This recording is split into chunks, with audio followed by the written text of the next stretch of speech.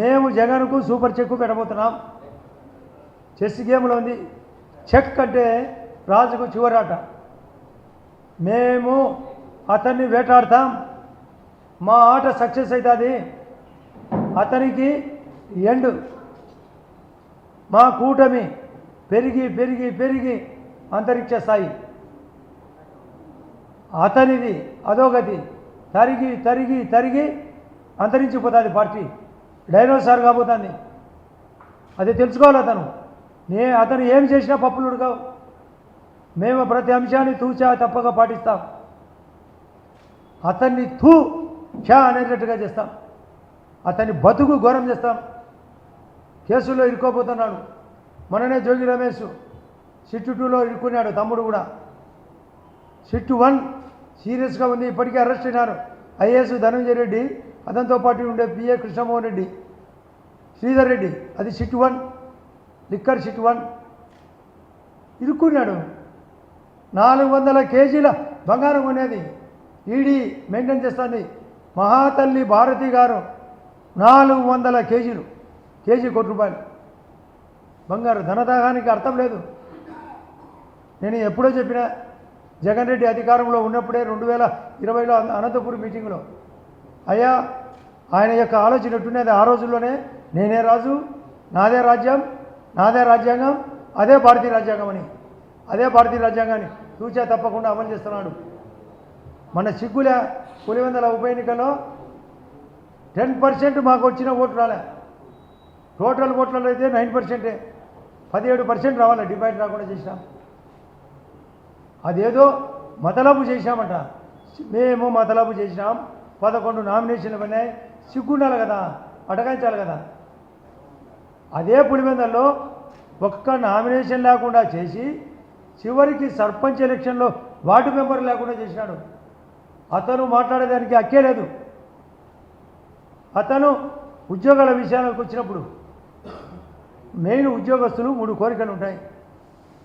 HR అని, PRC అని, IR అని 3 రివర్స్ చేశాడు.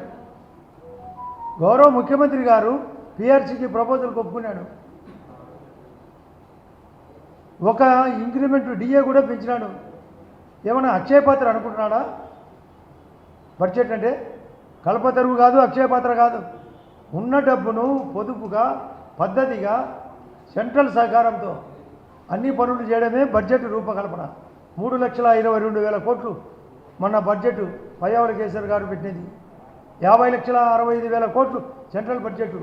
అన్ని దృష్టిలో పెట్టుకొని ప్రతి ఒక్క పనిని బాధ్యతగా ప్రధానమంత్రి గారు, మా గౌరవ ప్రధానమంత్రి గారు 4 సార్లు ముఖ్యమంత్రి, 3 సార్లు ప్రధానమంత్రి, 3వసారి విశ్వగురువు, 11వ స్థానము మన్మోహన్ సింగ్ గారు వదిలిపెడితే ఇప్పటికీ ప్రపంచంలో ఆర్థిక విధానంలో 4వ స్థానము.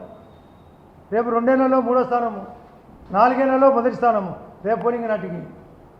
అందులో ఆంధ్రప్రదేశ్లో గౌరవ ముఖ్యమంత్రి గారు పవన్ కళ్యాణ్ గారి సహకారంతో ఈ ఆంధ్రప్రదేశ్ను మొదటి స్థానంలో తీసుకుపోయేదానికోసం ఆయన సహకారంతో గూగుల్ వచ్చింది. దాని అంటాడు, ఆ గూగుల్ ఏంది అన్నాడు ఫస్ట్. లేదు లేదు నా వల్లే వచ్చింది అంటాడు. 2021లో 22లోనే ఆయన ఫౌండేషన్ వేసినాడట. అంతకుముందు చంద్రబాబు నాయుడు గారు వేసిన ఫౌండేషన్ చెప్పడు. భారతంలో ఉంది. కృష్ణుడు అంటాడు, ఇద్దరిని దృష్టిలో పెట్టుకొని, దుర్యోధన్ని అర్జున్ని దృష్టిలో పెట్టుకొని, దుర్యోధన్ని దృష్టిలో పెట్టుకొని నువ్వు ముందుగా వచ్చినావు, కానీ నేను ముందుగా అర్జున్ చూసినాను అని.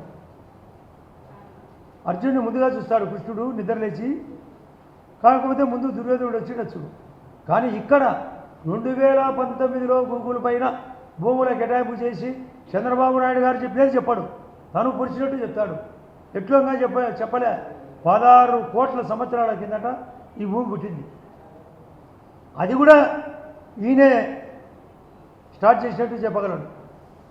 చెప్తుంటాడు. ఎవరికన్నా కరోనా వచ్చినప్పుడు ఒక ఐఏఎస్ ఆఫీసర్ పోయి అడిగాడంట, సార్ కరోనాలో పరిస్థితి బాగాలేదు అంటే, లేదు లేదు నువ్వేం నాకు సలహా ఇవ్వాల్సిన పనిలే, మా నాన్న 10 నుంచి 11 గంటలప్పుడు రాత్రిపూట ఆన్లైన్లోకి వస్తాడంట.